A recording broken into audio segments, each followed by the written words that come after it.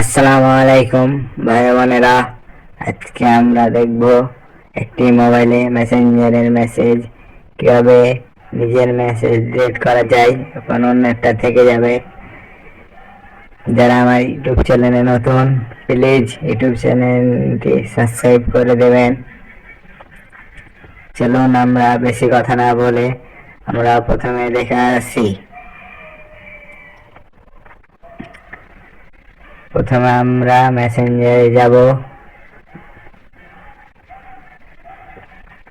এরপর যারটা ডিলিট করব তার প্রোফাইলে যাব, এরপর উপরের কোণাতে ক্লিক করব,